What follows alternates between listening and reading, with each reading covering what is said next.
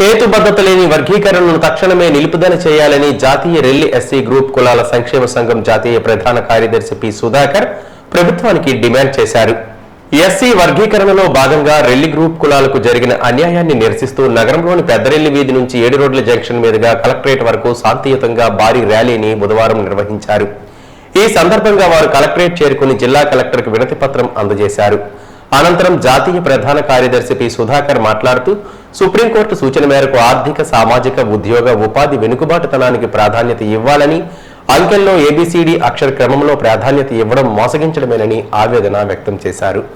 రాజకీయ ప్రాతినిధ్యం లేని కులాలకు ప్రభుత్వమే బాధ్యత తీసుకుని రాజ్యాంగ ఫలాలను అందజేయాలని కోరారు. కులగణన చేసిన తర్వాత జిల్లాల, జోన్ల వారీగా వర్గీకరణ చేయాలి తప్ప రాష్ట్రాన్ని యూనిట్ చేయడం వలన రెల్లి గ్రూప్ కులాలకు తీవ్ర అన్యాయం జరుగుతుందని అన్నారు. రాష్ట్రంలో విద్యా, ఉద్యోగ నియామకాల్లో ఆర్టికల్ 371D అనుసరించి జిల్లా, జోన్ రాష్ట్రంలో అవకాశాలు కల్పించాలని కోరారు.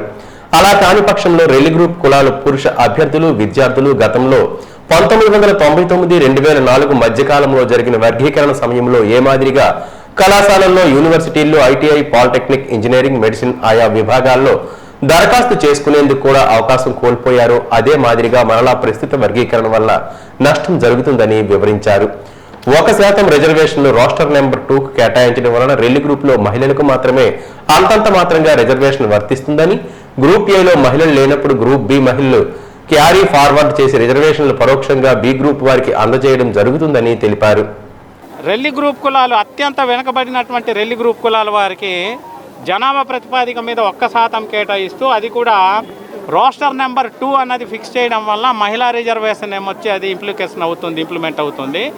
దానివల్ల రెల్లి గ్రూప్ 12 కులాల్లో ఉన్నటువంటి పురుష అభ్యర్థులకి విద్యా, ఉద్యోగ అవకాశాల్లో అస్సలు ఏమొచ్చి పూర్తిగా అప్లికేషన్ పెట్టడానికి కూడా వాళ్ళకి అవకాశం ఉండదు. కాబట్టి ఈ పరిస్థితిని మేము తీవ్రంగా వ్యతిరేకిస్తున్నాము.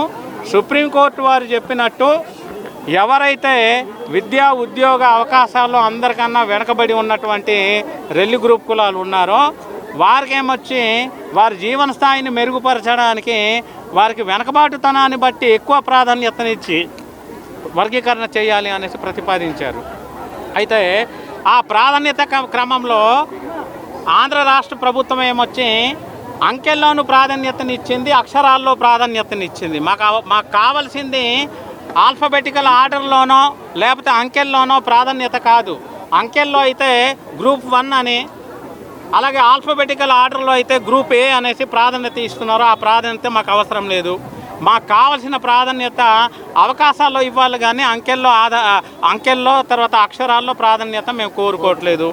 వెనకబాటుతనాన్ని బట్టి గుర్తించి ప్రాధాన్యత ఏమొచ్చి అవకాశాల్లో ప్రాధాన్యత కల్పించాలి అనేసి మా తాలూకా నినాదం. కాబట్టి మాకు న్యాయం చేయాల్సిందిగా మీడియా ముఖంగా ఏమొచ్చి మేము కోరుతున్నాం.